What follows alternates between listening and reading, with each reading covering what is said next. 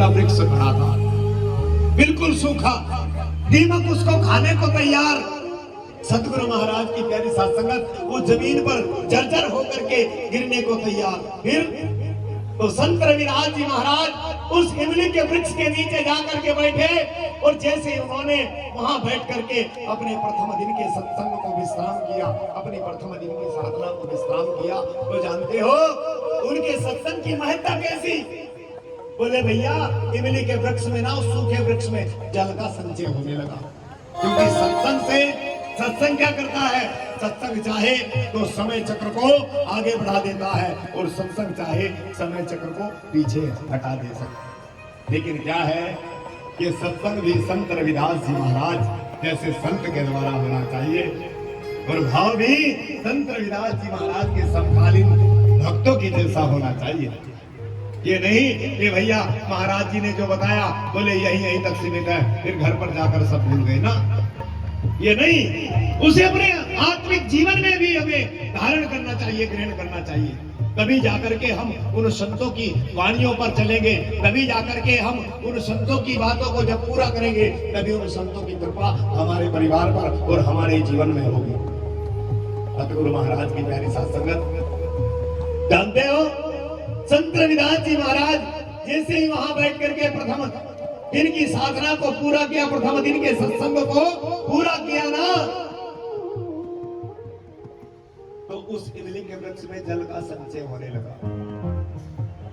दूसरे दिन के सत्संग को विश्राम किया, उस इमली के वृक्ष में हरियाली आने लगी।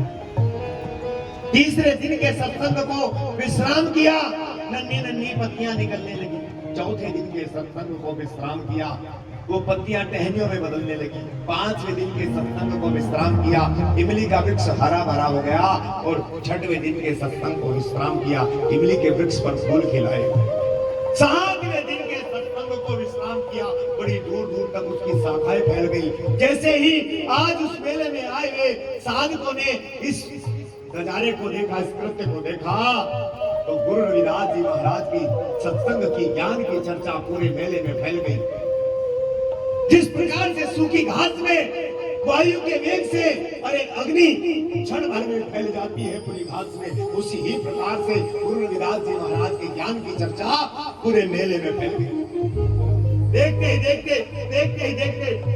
देखते जैसे जैसे लोगों की भीड़ बढ़ती जाती, वैसे वैसे वो इमली का वृक्ष भी विस्तार करता जाता।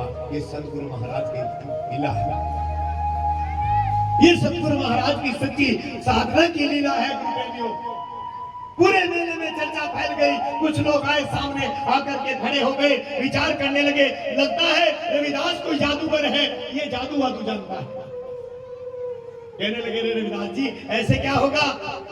उन्होंने देखा ना तुम्हारे पास कोई मूर्ति है, न तुम्हारे पास कोई प्रतिमा है, न तुम्हारे पास कोई तस्वीर है, आखिरकार ये किस भगवान का ज्ञान देते हैं? सतगुरु महाराज की प्यारी साध संगत, सतगुरु रविदास जी महाराज से कहने लगे, अरे रविदास जी तुम्हारे पास ना तो कोई मूर्ति है, ना तुम्हारे पास कोई फोटो है, ना कोई तस्वीर है, ये तो बताओ तुम्हारा भगवान कहाँ बैठा है? कहाँ बैठा है तुम्हारा भगवान? गुरु रविदास जी महाराज कहने लगे, भाई मेरा भगवान तो जर्रे जर्रे में है, कण कण में है, चींटी से लेकर हाथी तक में है, मनुष्य से लेकर जानवर तक में, कहाँ नहीं है? हर जगह मौजूद है, नजर किसी को आता नहीं, और बिना योग साधना के कोई उसको पाता नहीं। कि जिस तरह अग्नि का शोला संग में मौजूद है, उसी तरह मेरा परमात्मा हर रंग में मौजूद है, हर रंग में मौजूद है। जिधर भी नजर उठाओगे उधर ही वो दिखाई देगा, कहाँ नहीं? सतगुरु महाराज की प्यारी साध संगत, सारे के सारे कहने लगे, भैया पास में बड़ी थी भारी भरकम शिला, बोले इस शिला के अंदर भी है। परम संत शिरोमणि सतगुरु रविदास जी महाराज कहने लगे, भैया वो चींटी से लेकर हाथी तक में जितने भी सृष्टि के चलायमान संसाधन है, सब में है। अरे इसमें भी है, यहाँ नहीं तो कहाँ है? जब मिट्टी के छोटे से कण में अगर परमात्मा नहीं होगा तो भैया बीज वपन करने के बाद बीज अंकुरित नहीं होगा।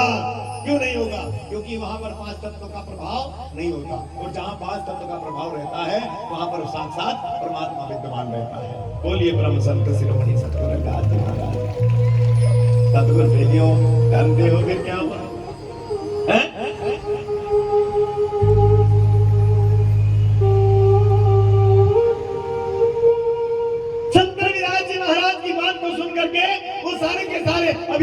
जाकर के हंसने लगे, बोले अच्छा हमें ये बताता है, अरे चलो अब तो परीक्षा होकर रहेगी। बोले कैसी परीक्षा?